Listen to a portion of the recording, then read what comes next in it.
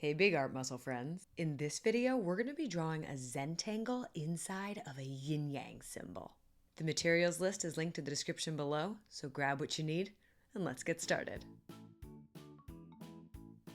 A few notes before we begin.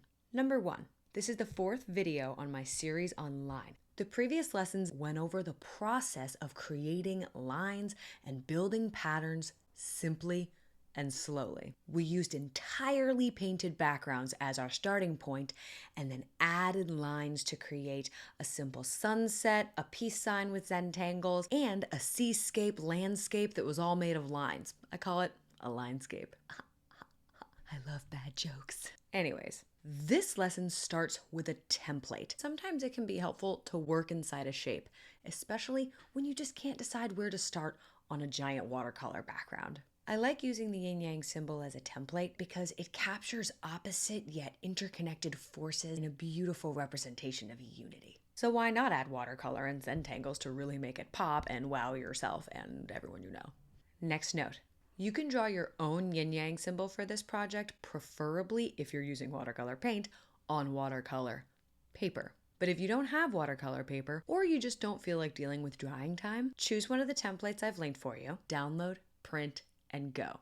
Use markers, quick sticks, even crayons will be great. Leave it black and white, that'll be super classy. Or you can do your zentangle patterns first and then add emphasis, really draw the viewer's eye in with color pencils by highlighting certain parts of your pattern. That will give a whole different element to your art. I'm really excited to share this lesson with you. It's so visually stunning. And there's a special guest star visit from my furry assistant, Tiny Baby the cat. That's all for now.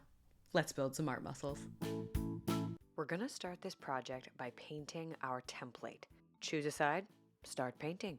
Warm colors, cool colors, your choice. Here I'm showing you both. Tip though, don't use too much water, especially if you've printed this on regular drawing paper. I'm using a very thick drawing paper and I'm adding paint little by little, starting with my lightest color first. With watercolor, you can't really put light on top of dark. You have to start with your lightest areas, leave them be, and add around them with your darkest colors. It's a slow build, and you don't have to choose warm or cool colors. You can do any colors you want. I just wanted you to see how each one looked in a different yin yang template. Go ahead and pause the video here so you can paint your template, and while it dries, start planning and practicing your zentangle patterns.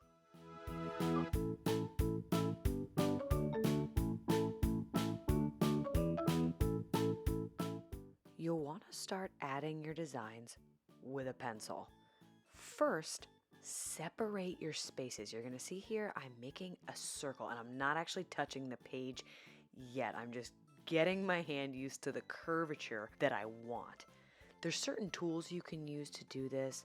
There are curved rulers, but I'm just guessing because you know what? Perfect is the enemy of good enough. So I drew my line. I drew a few lines, and as you can see, I erased and I fixed what I wanted to do, you know what I mean? If you erase though, be gentle and make sure you're using a good quality eraser or you will erase the beautiful watercolor that you made. It might be hard to see, but I'm happy where my line is, so I'm just gonna go ahead and trace it with my big Sharpie.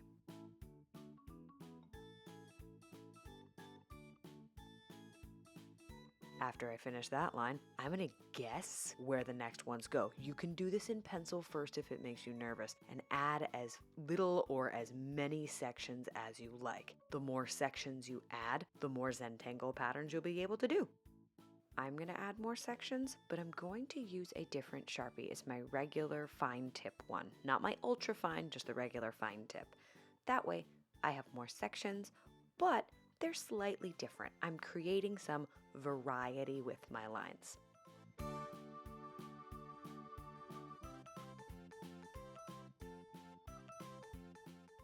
I'm starting my first zentangle in the largest section of my yin yang. I did plan out this pattern beforehand. I wanted it to look kind of mandala-esque in that circular pattern.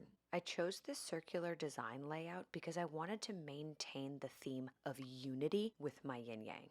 And while each of my patterns is going to be different, they're at least united because they're laid out in that same curved formation. If you've watched my other videos, you'll know that I've talked a lot about starting simple and building slow. Don't be afraid to start with a pencil and then trace your designs. Feel free to take breaks. This process should bring you peace. Ooh, there's Tiny Baby. I told you she can't resist a good Zentangle project, right?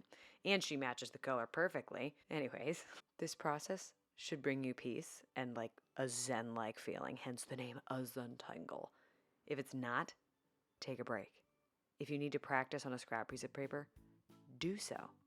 Your process is your process alone. Don't compare yourself to others.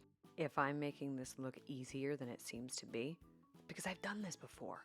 And if you're the target audience I'm hoping for, I'm at least 20 years older than you.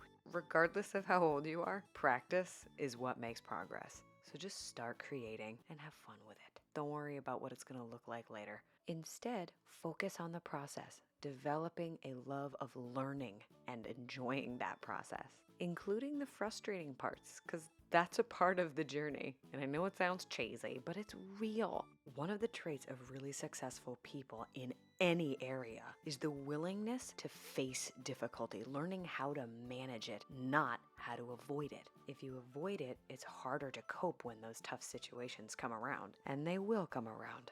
So use the difficulty, embrace it even.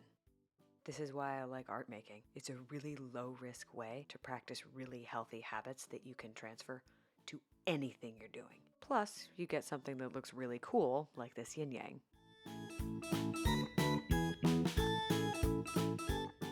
Here's the cool color version I did, but instead of putting my designs on top of the watercolor, I did it on the empty negative space. Choose the version that you like best, and may the process relax you as much as it does Tiny Baby the cat here in this video.